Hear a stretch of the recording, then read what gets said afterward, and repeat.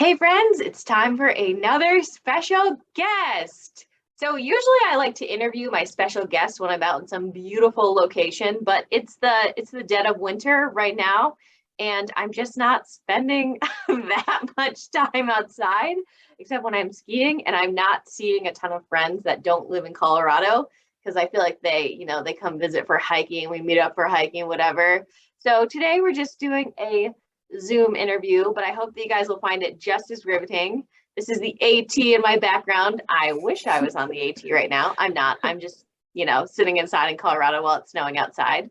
But please welcome to the channel my very good trail friend, Moss. Hi, everyone. How's it going? Moss, welcome. Thank you so much for being here. So Moss, okay, the question I like to ask everyone before we really jump into anything. By the way, Moss is a thru-hiker. She is a long ass section hiker. She's a bike packer. She's a podcaster. She's got a big adventure resume. But before we jump into your resume, Moss, how do we know each other? Oh man. So Glowstick and I met on the AT back in 2018. And I feel like we didn't actually really talk to each other in the beginning, but I remember I saw you like day 2. You and Ibex were like two peas in a pod. And Glowstick, spoiler alert, didn't like me originally. She thought I was a bro. I thought Moss was a total bro.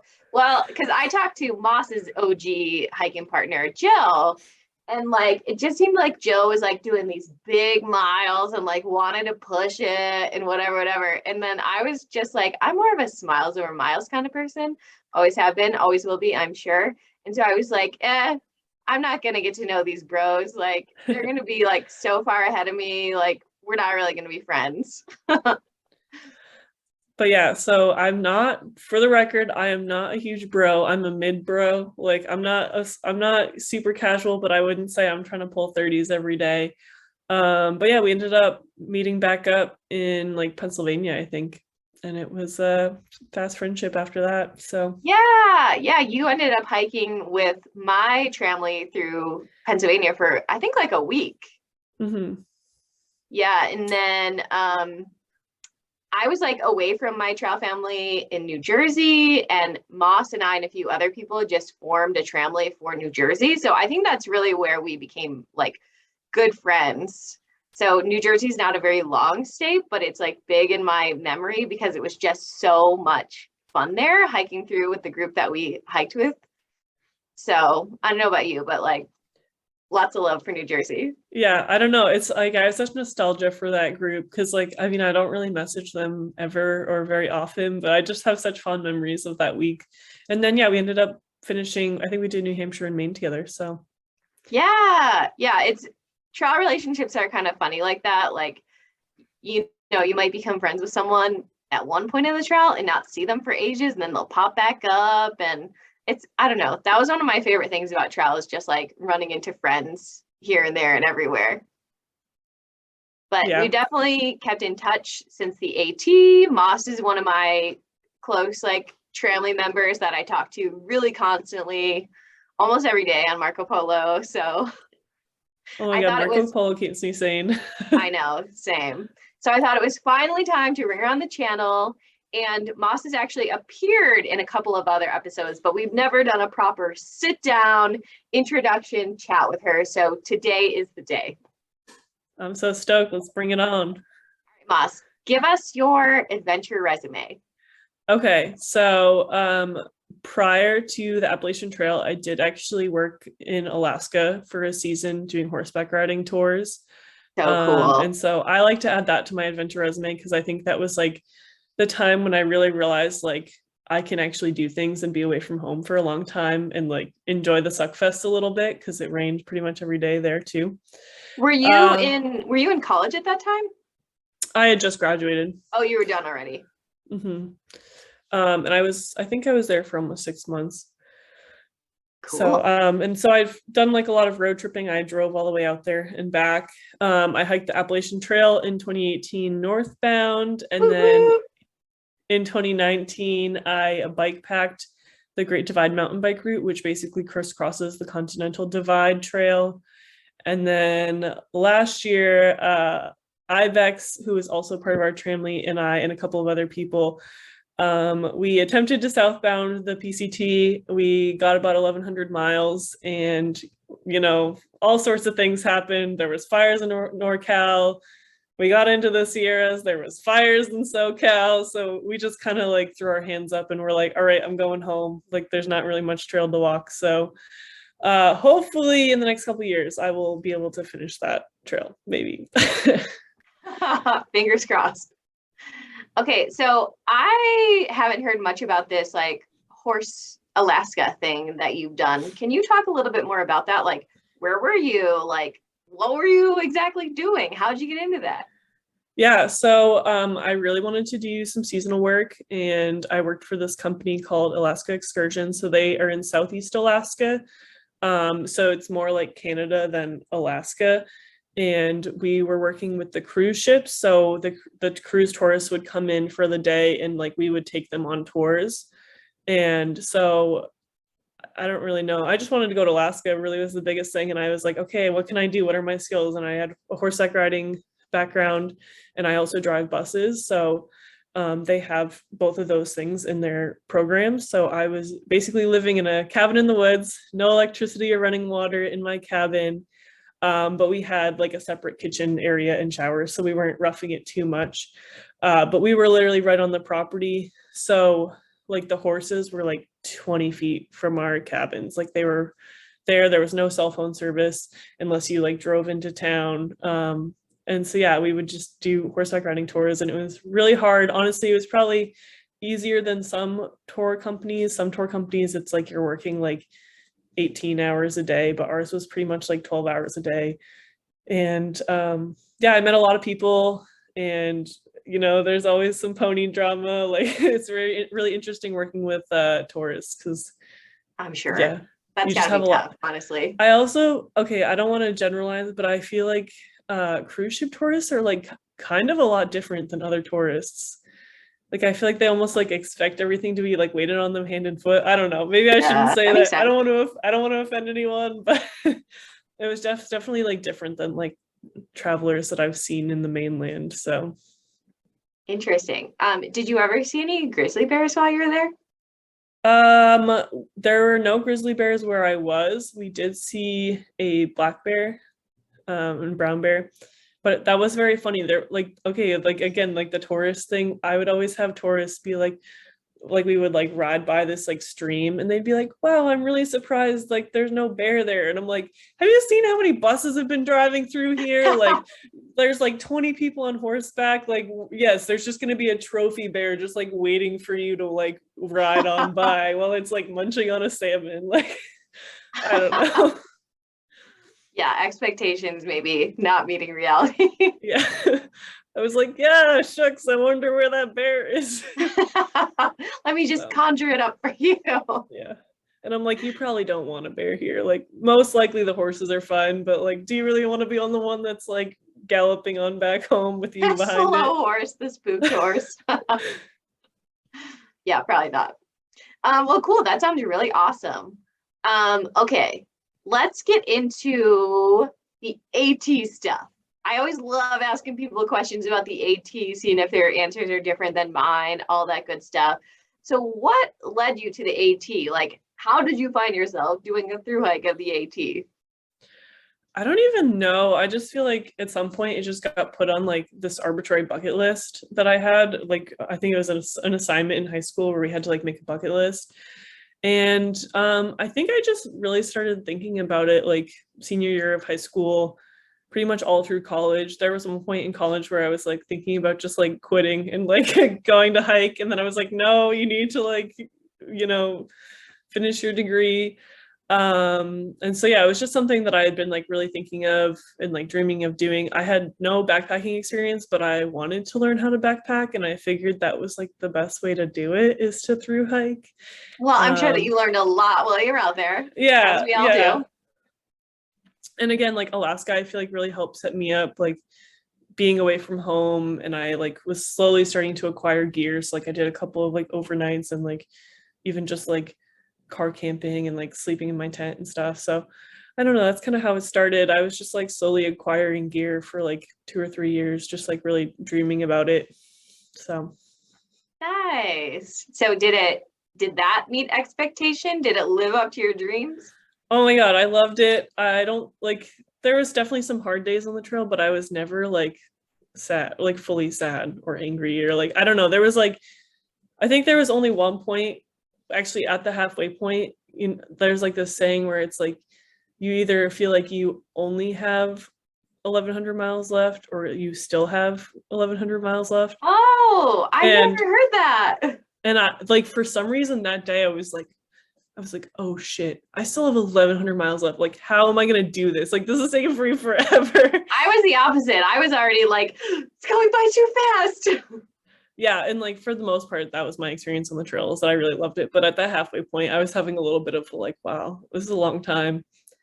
But yeah, I loved it. It was great. Even all the rain. I know, so much rain. No rain, no pain, no main. Okay, so what was your favorite part of the AT? Like, okay, favorite section and more abstract, like, part of the AT. What was so great about it? I really loved Maine. I thought it was really Oh, great. same. So good. I don't know, it's so hard because everything's like, I feel like there's so many, like you were talking about how like New Jersey, like even though it's small, you have such strong feelings. Like there's like so many parts in like each state. I'm like, oh, I remember this being my mindset and like this was my growth and like this was my group and like all Mhm. this stuff. So yeah, I would have to say Maine. Also, there was a week in the middle. I'm trying to think of what state. I think it was like Pennsylvania area that I was by myself, and like that was also like really good. It was definitely like mental health was like a little on the rocks, but I feel like I really appreciated it and I grew from it. Nice. Yeah. And then my favorite overall part of the trail is definitely like the connections in the community. Totally. I love the AT community so Mhm. much. Okay, so what was your least favorite part of the AT? Ooh. Um, I don't know. Sometimes I was really stinky, but I don't know. It just made the showers feel so much better. Um, okay, I do remember there was one time when I actually went to work halfway through my trip, which is also why I was alone for a certain section. But I remember getting off trail and like literally crying because I saw raspberries and then I ate raspberries.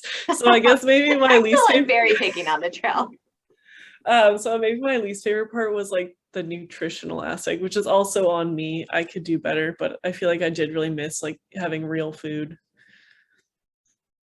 Yeah, totally. Same. That was tough. I think I got a little too used to it, but then my body Mhm. suffered. Okay, so what was your also like least favorite section?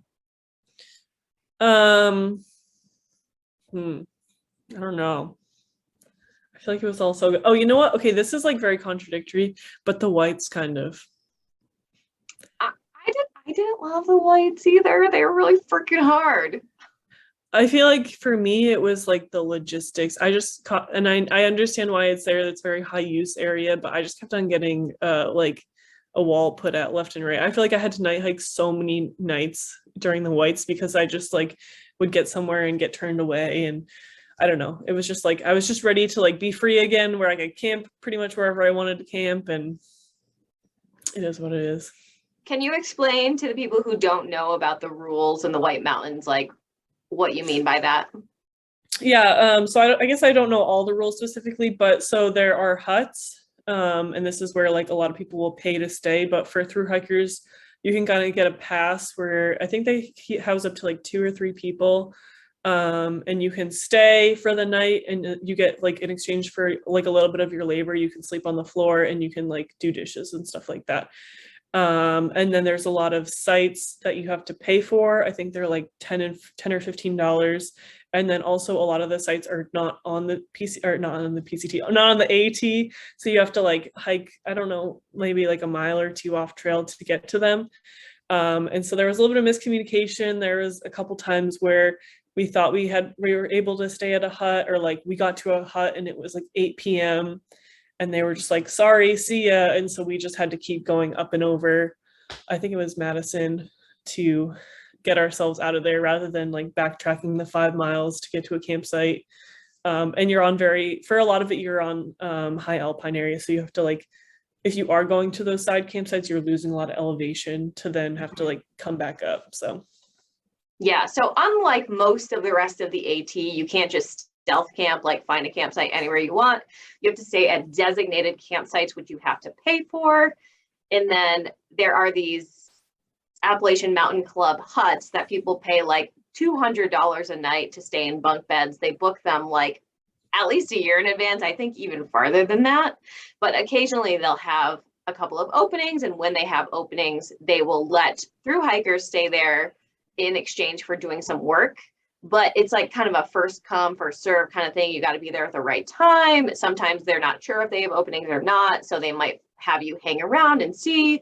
And then if they don't have openings, like you can't camp at these huts, you can't stay there if there's no bed for you.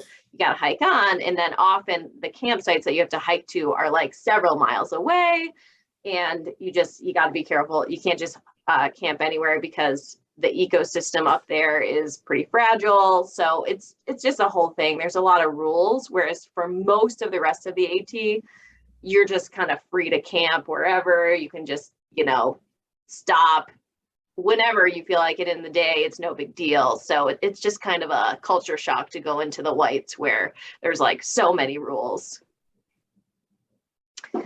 Okay, Moss, if you had to give some advice, a piece of advice to AT thru-hiker hopefuls, what advice would you give? Oh man, so much advice. I feel like the biggest thing is like, don't stress on the minutia details. I think a lot of times people will try to over plan their hike a little bit. And a lot of the stuff you're going to learn in the first like 2 to 3 weeks. I think the biggest thing is just making sure that you have your fitness level up. You've sort of dialed in your gear. You don't have to have it perfect, but just like make sure you're buying quality stuff that isn't going to break or you're going to have to reinvest in. And really just like understand your why. I think that's the big thing. And I know that's talked about a lot, but it's great. Like, I mean, we all do it. I romanticized the trail for like 3 or 4 years, and like, it's probably not going to necessarily be completely what you thought it was going to be. So just like when the going gets tough, like knowing exactly why you're out there and like the good parts of it, and then learning to appreciate the suck fest. Like for me, obviously it's not that great to hike in the rain, but like the trail was so beautiful when it was raining, and then right after the rain, like it was just so lush. And I don't know, it just made me appreciate like how many times in my life I'm gonna be able to like hike in the rain and literally have nowhere else to go. Like, I don't know, it's just like you're really just like immersing yourself in nature, and like you're at its mercy a little bit. So sorry, that was long-winded. Oh, that's okay. You can be as long-winded as you like. Yeah. Yeah, and it's kind of interesting. Like I noticed that my senses were really heightened out on trail too. So like after it would rain, like the smells would just be incredible. And like you really notice deeply like the colors and the sights and everything like that out there, which I think, goes to your point about after the rain and how beautiful it can be. Yeah. So yeah, whenever it's like, dang, it sucks to be hiking in the rain, just like think about, okay, well, and like whenever it stops, the trail's gonna be so beautiful. And I don't know, walking with the seasons was really cool too. Yeah. So you were part of the time you were with friends / a tramley, part of the time you were alone, part of the time you were just with this one buddy that you started with. Like, can you talk about your different experiences based on being with those different people or alone? Yeah, so I didn't really want to start the trail by myself. I just feel like, especially because I wasn't that experienced. And so one of my friends also happened to want to hike the same year, and we were pretty close. And so we were going to start together. We had no intentions of necessarily finishing the trail together, but we just wanted to kind of have a buddy, at least, first 100 miles or so. And then we kind of met people along the way, and she ended up being a little bit faster hiker than I was. And so we ended up splitting up. He was a bro. Jill was broing. I was, my knees were broken, so it's fine. But so we ended up splitting up around 100 miles. And I had a small tramley. We stayed together for a little bit, and then one of our family members got sick, and I have like a bad habit. I like can't really like sit around for too long. So like she had to stay for like 3 days and I was just like, I'm ready to go and I'm feeling good and like it's sunny out. So I ended up hiking out with this guy named Scuba and we probably would have finished the trail together. We ended up having another guy join us, Adam, and like they finished the trail together, but I ended up going to work with my original friend, Jill. And so we basically left for 2 weeks. Jill and I were not hiking at the same time at this point, but we left for 2 weeks and we did You guys this just job. needed the money or? Jill definitely needed the money.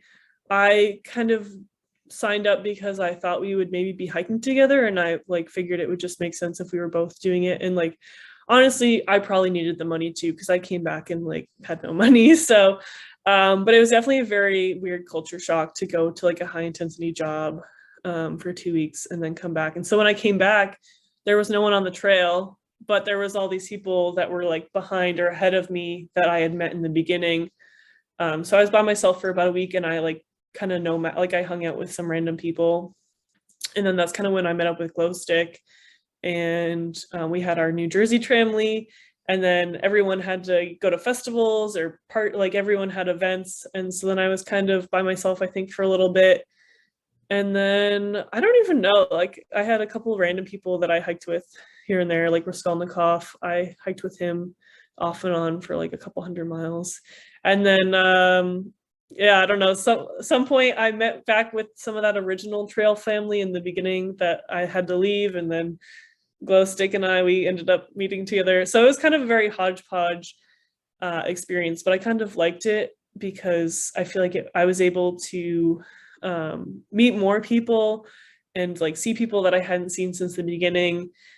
And I don't know, it was really empowering to hike by myself for a little bit. And like I wasn't necessarily fully by myself, but I really like appreciate the time. Yeah, I had a couple stints where I was hiking alone for a few days too. And while I wouldn't have wanted to do that for the whole trail, I did feel like it was a really valuable experience for me and I got a lot out of it. Yeah. And like, I don't know, for me, I opted to not like camp alone just because I get really paranoid about like wildlife noises. But yeah, it did feel really good to like hike throughout the day, be 100% on my own schedule, which I'm in my own thoughts all the time anyways, but like be in my own thoughts, you know. I was much quicker in and out of town, I'll tell you that. So you have kept your AT experience a little bit alive through volunteer work, right? Yeah, so I volunteer with the Massachusetts Appalachian Trail Club. I live in central Massachusetts, so I'm about an hour away. So I do trail work with them, and then I also serve as a public communications coordinator. So I'm trying to get more people involved, trying to make it a little bit more accessible / just like, I don't know, serving as a liaison because it's a lot of older people. So we really need some younger people to be helping on the trails as well. Yeah, so if you guys live in Massachusetts, contact Moss. Is there anything else you want to say about the AT before we move on? I don't think so. Cool. Then let's get into bike packing. Okay. Okay, Moss. So tell me again where it is that you bike packed. Okay, so it crisscrosses the CDT, but you actually start in Canada. It's generally done southbound, and so you start in Banff, and then you basically go through Montana, Wyoming, Idaho, New Mexico, Colorado, New Mexico. And so we crisscross the CDT a lot. We weren't necessarily on it per se. This route is a gravel route, so it's like not necessarily a lot of road riding and it's not a lot of mountain biking, but there was a little bit of that in each section. So nice. So are you a big biker? Like, how did you get into that? So the person I was dating at the time was like super into bikes. I really like biking, but I'm not the most skilled at it, especially like this route was about 3,000 miles. But it's actually like difficulty wise, it's only like a 5 out of 10. So it's like very accessible to everyone, especially like if you do have some sort of camping experience. I think it is really accessible. But yeah, so for me, I have really enjoyed bikepacking. Bikepacking is more of like, it's not like panniers where you have like a cycle, like a road bike. It's hard to explain, but you have like bags pretty much all on your bike some way or another. So instead of like it's having a backpack, you have like bags that you actually attach to your bike with your stuff in it. yeah, and it's just like a little bit different of a setup. It's supposed to be more, I would say, like rugged, so you are kind of able to go off the beaten path, which is like my preferred riding. I don't really like road riding. I don't really like fighting with cars and things. And I'm just starting to dabble in mountain biking, but mountain biking seems very hard. So this is like perfect for me. Gravel roads, I'm happy there. So Nice. So how long did that 3,000 miles take you? it took us 2 months, which is crazy when you think about the AT, which took Much faster 6 than months. hiking. Yeah. And I definitely remember like on the uphills of this trip, just like being like, I could be hiking this. Like I'm literally pushing my bike sometimes, like 30, 40-pound bike, probably more than that, pushing that in myself. But then as soon as you get to the downhills, you're like, oh, this is great. Like I'm just sailing down. So it definitely has its peaks and valleys, I guess. So how did bikepacking compare to through hiking? Like which one did you like better? How are they similar? How are they different? It's hard because I think backpacking is definitely my first love. And so bikepacking was a little bit harder to get into, and like I just said, like the uphills, it's just like a very different mentality. Like you are able to go a lot farther, which is great, but sometimes it felt like my effort was harder, which I think that's because I'm not necessarily naturally a good biker. For me, the pain management was actually kind of a big deal. So on the AT, I had like foot pain. Actually, like I think it's like kind of residual actually, and like maybe a little bit of like backpack like tiredness and like maybe your calves once in a while. But with my biking, I felt like it was like a whole body. Like my wrists were hurting, my neck was hurting, my hips, my back. And so that was a lot harder to manage, of like having your entire body in pain for a lot of it, just because you are kind of like staying in this one position all day. And like I don't know if that's because of my bike. I've gotten a new bike since then, but that was definitely something that was hard to get used to. But I will say, sorry not to interrupt, but no, go ahead. The one thing that I did like is that you're kind of in and out of towns a lot more. So you like, I feel like we could carry so much good food. Like we would pack out subs. Food. Yeah, we like, you're stopping at a gas station maybe every other day, every few days, so you're able to like get some drinks and get some sandwiches and pack out baguettes and all sorts of things. So did you feel like it was more expensive because of that? I don't think so. I guess maybe it was maybe a little bit more expensive because I had to ship my bike to and from, and then also like bike repairs. So I feel like the whole gear was a little bit more money. But I would say, especially because I was going like not as far or not as long, I feel like it wasn't as expensive of a trip. Got you. And so what was your longest day on the AT versus your longest day bikepacking? I think my longest day in the AT was a marathon. I don't think I've done anything more than like 26 miles. And then I think on the bike trip it was 130 miles. And oh my gosh, that's crazy. I will say I felt very badass, but my ass hurt so badly. So, and I think I cried a lot that day. I would cry a lot well before 130 miles. Yeah. And if any of your listeners are like road riders, like they're probably like 130 miles, like that's no big deal. But you have to think about like having a loaded bike, like high elevation. This was also in New Mexico. We were basically biking from town to town because of water and camping logistics. So, which was like, I guess nice because then I'm not carrying as much food. But yeah, it was like the heat, sunny, there's no real resources. You're just carrying a lot of water and your water turns hot after a while. So it was hard. That sounds brutal. I'm not a big biker, so I'm not talking really up very well. Okay, so if someone wants to get into bikepacking for the first time, any advice for them? Yeah, so definitely go to bikepacking.com. I think they have really good resources. They have a whole map, which shows you where all the routes are. And I think that's really inspirational to just see like, oh, I could go here. And you'll be able to find all sorts of resources on gear because it is like a lot of different gear. And they have a lot of articles on how to get started. And I feel like if you are a backpacker, I feel like it's a pretty easy transition. The biggest thing is it's just like financially kind of a big startup. If you don't have your own bike, and the bags can be very expensive, but you can make a lot of your own bags. And then I would just say, which I personally didn't do this, but I should definitely take a bike mechanic class because your bike's gonna break. So did your bike break? Oh my God, so many times. So I had my whole crank fall off at one point, which is like, when you're pedaling, the thing that your pedals stand on. My bottom bracket, which is also in that area, I had to replace it twice in 3 weeks because one of the bike mechanics didn't put in the right one.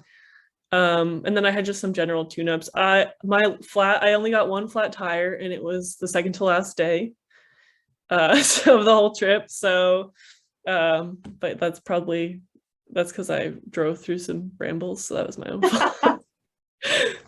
Well, I feel like if you bike 3,000 miles, like you're bound to have at least one flat tire. Oh yeah. Cool. Well, anything else you want to say about bike packing before we move on to the PCT?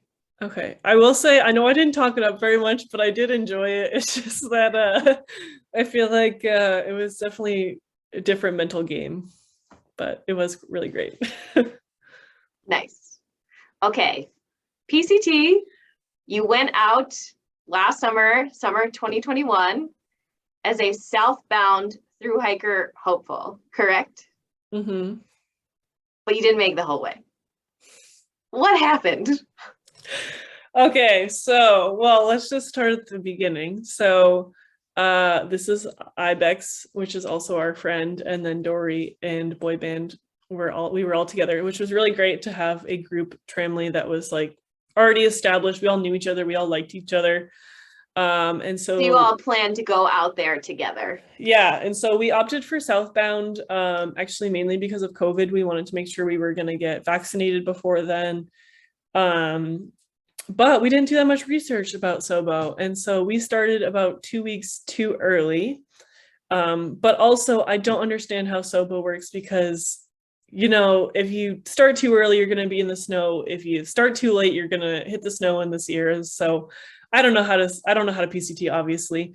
So we were like slogfest trying to make our way to the border because it was a not necessarily a high snow year, but we were just there too early. So. And when did you start? We started, I think it was like June 15th, 16th. Yeah, okay. And I've read that if you're going to Sobo, you should start after July 1st. Mm-hmm. Yeah, and so it took us quite a while to actually get to the border. We tried to do the traditional route, and then we ended up taking lower routes to take like lower elevation routes to get there. Because there was too much snow at the high routes? Yeah, and it is hard because like there wasn't a lot of information because we were some of the first people there. And there's only, you're trying to think about food. It's like, okay, well, I can make it out there, but like, can I make it back? And then there's this one section called Rock Pass, which apparently has very, what is it called? I don't remember what the ice is called. I'm blanking on it, but there's like really sketchy ice on Rock Pass, like very common. So we opted to do lower alternate routes just because we're not the most skilled in snow. But yeah, so we were able to get through all of Washington, all of Oregon. And then if you've been following any of the news and stuff, there was a lot of fires in NorCal. And pretty much as soon as we got there, they just closed the entire section. I think it's like 600 miles or something like that. Because we were actually trying to get some of the portions in between, but unfortunately they kind of closed them like right on us. Well, they closed all of the national forests in California, right? The entire state of California. Yeah. And so this was like right before that. They were just closing like NorCal. And so we actually had rented a U-Haul with, I think it was like 10 other people. And so we were driving around all these closures, and we ended up in the Sierras, and we were going to just go southbound from there. And while we were in the Sierras at Kennedy Meadows, that's when we got the news that all of the national forests were closing, and they were closing for about 2 weeks. And so I don't know, it was a very hard decision because I don't want to just like up and quit, but at the same time, we already had not been able to do 600 plus miles. I didn't really want to wait for 2 weeks. Also, my, like, maybe this is also a bad reason, but like my whole family was kind of leaving, and I didn't really want to go back out there by myself.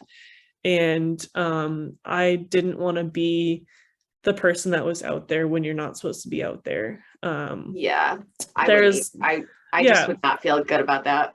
Yeah, so yeah, there was like a $5,000 to $10,000 fine. So like that in its own is like, okay, like I don't have that kind of money. But second of all, like I do want to be a good representative of the trails and through hikers. And obviously they're doing it for a reason. And if someone had to rescue my butt out there, like I'd feel really bad. And also they probably don't have the resources to rescue me. So and like no judgment to anyone that did stay out there. But for me personally, I just opted to go off, and it was definitely a hard decision, especially like seeing people that were still out there hiking. And like I like mentally, I was like so happy to be out there, and I was like ready to crush the last 1,000 miles or whatever we had. So yeah, that's my PCT sub story. But you're gonna go back and finish at some point, right? Yeah, it's almost frustrating because I feel like logistically it would have been just so much nicer to finish the desert and then just have like NorCal and maybe some of the Sierras. But I feel like now like the logistics seem very fuzzy to me. But yes, I do want to go back out there. Yeah, well, you'll figure it out when the time comes. Yeah.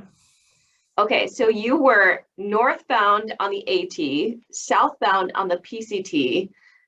Can you talk about the differences between, I feel like, the northbound and the southbound experience? And I know you didn't finish the PCT, but just kind of the differences between the AT and the PCT. Yeah, so I don't know how much of this is like trail based versus direction based, but the AT I definitely noticed was like, especially going northbound, huge community.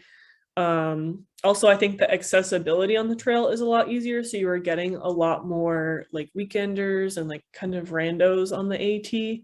Whereas I feel like on the PCT, essentially the sections that I did are a little bit more remote. So you were really only getting like kind of through hikers and people that were out for a weekend, like, or like, you know, sections. There wasn't that many weekenders per se, except for like the really high traffic areas.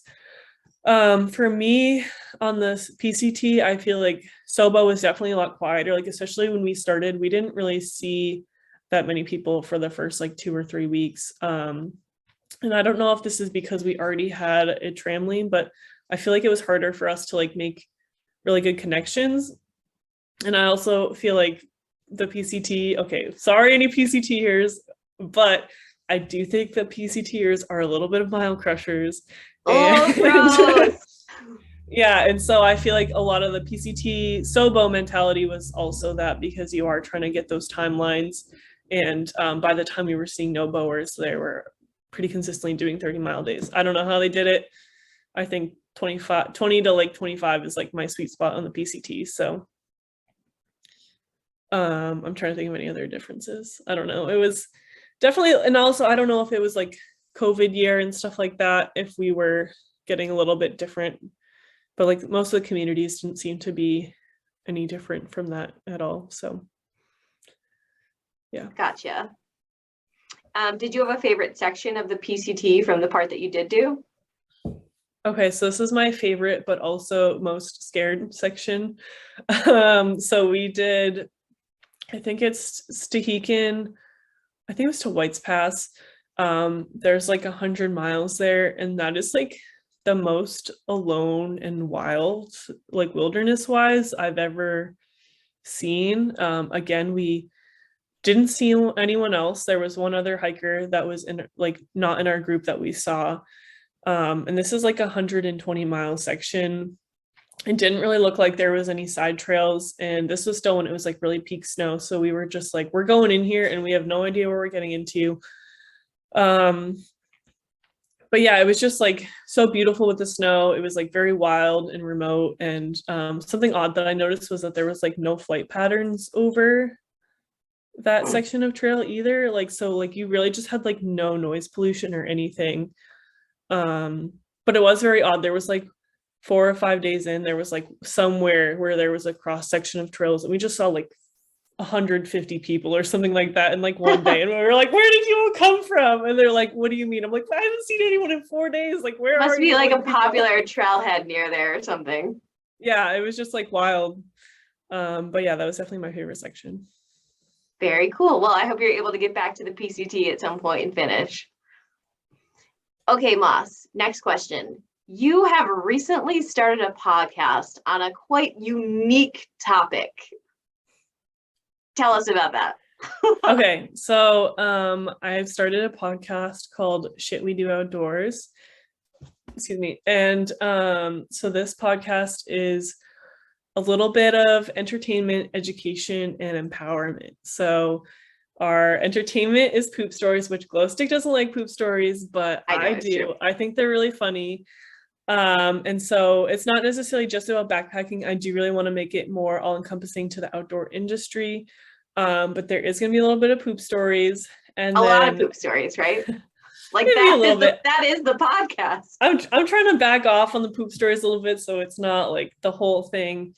But I want it to be educational, so we actually have someone on that is talking about privy maintenance, and like outdoor minimalism. So I want it to be very educational in that aspect, and also just seeing other ways of life, people that are doing things that they really enjoy and love. So that's kind of where the empowerment part comes from, is I just want to interview people that are like living their best lives. So nice. So where did you get the idea for this podcast?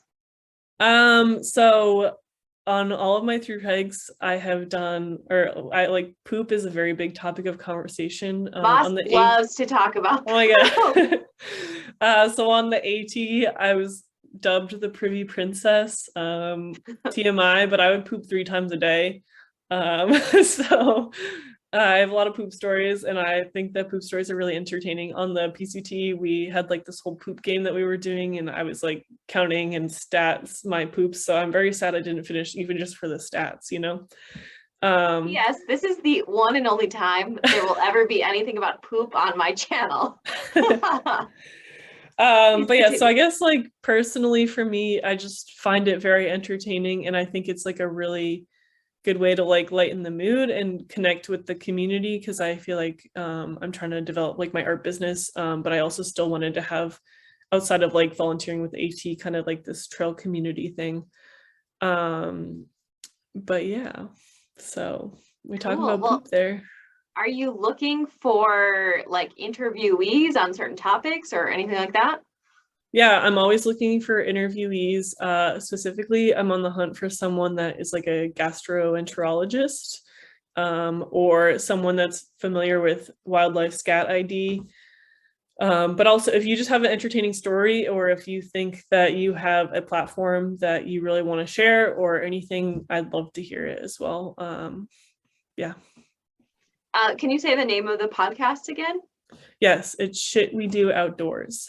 Cool. And if anyone wants to get in touch with you about possibly being on the podcast, or to volunteer on the AT in Massachusetts or anything like that, how can they contact you?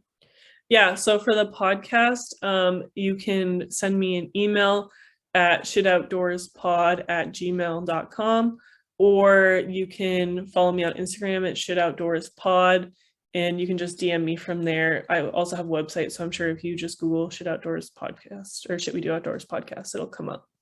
Cool. And I'll put all this stuff in the show notes as well, in case you guys are interested. So, all right, the last thing I want to talk about is you mentioned your art business. Mm-hmm. Can you talk a little bit about that and how it relates to the trail? Yeah, so from a larger perspective, I created art when I was younger, like in middle school, high school, and then after the AT is actually when I really started getting back into it. When I was on the trail, I was just like really inspired by all the plants and wildlife I was seeing, and I just realized that like life's too short to not do things that you love. And so yeah, now I am an artist, and I also create murals and I do paint parties and all that sorts of things. But a lot of my canvas art is nature and like inspired by my travels. So nice. So you have an Etsy shop, right? Yeah, And I have some AT you do and things. commissions. Oh, Yeah, sorry. no, you're good. I didn't catch what you said. Oh yeah, I have an Etsy shop. I have like AT and PCT stickers if people are into that stuff. The AT ones are so cute. So Ibex and I went back and did a section of the AT last spring. Moss wasn't able to make it, but we actually saw someone with her sticker on their water bottle, which was so cool. We were like, we know her. So where can people check those things out? Yeah, so probably the easiest way is to just go on Instagram. It's Chasing Trails Art. And there's all the links on there if you want to like check out my website or my Etsy site. But yeah, so I have like stickers and canvases and I do commissions. So the only thing I really don't paint is people. I'm not into that. Cool. Okay, so what's next besides the PCT? Like next adventures, what do you have on your list? Okay, so small scale for this year, I want to do a mural tour. So I want to try to drive / camp along the East Coast and get some mural projects. So that's like kind of outdoor related, but not really. And then I am hoping to bike pack the Colorado Trail in August. I am very nervous about this one. The Colorado Trail is like a level 9 difficulty for bike packing out of 10. 9? Oh my God. Maybe 8, but like it's mountain biking and I've never mountain biked with a loaded bike. So I'm honestly afraid. I'm just picturing myself pushing my bike the entire time. And then glow stick is also probably gonna, I don't know if you've already said this, but you're gonna probably announced it, but you can preview them on what I'm doing this summer. Okay, well, glow stick's gonna also maybe be hiking the Colorado Trail. So I'm just picturing her like happily hiking by and me like crying, pushing my bike. Or maybe she'll see me I'll be on the downhill and you'll be on the uphill. So I'll just be waving. But so yeah, hopefully the Colorado Trail, hopefully I won't die. And then hopefully PCT 2023. I don't know if I want to do Sobo, Nobo. I think I'm just gonna stick to not Colorado, California for now, but we'll see. Maybe I'll just end up redoing it. I have no idea. I think you will. Honestly, I think you're gonna get out there and you're not gonna want to get off when you're done with California, but yeah. That's just me. It's so hard to like carve out the time and money though. It's so hard. Yeah, it is. It's a very expensive and time-consuming hobby, but oh, is it wonderful. I know. All right, cool. Well, Moss, thank you so much for being on the channel today. I feel like all this was so interesting, and I hope that people got a lot out of your stories. I know I did. If people want to follow your adventures, where can they do that? Yeah, so not to add on a third Instagram account, but if you want to just follow me personally, it is at Just Chasing Trails, and that's where I post my travels and things. I don't really post when I'm not doing things, so apologies, but it's very infrequent. But if I'm traveling, you'll see a lot of things. So nice. Everyone go follow her, check out her podcast, check out her art business. And hey, personal plug, don't forget to subscribe to my YouTube channel if you're not already. Thank you guys for listening and being here, and I'll see y'all next time.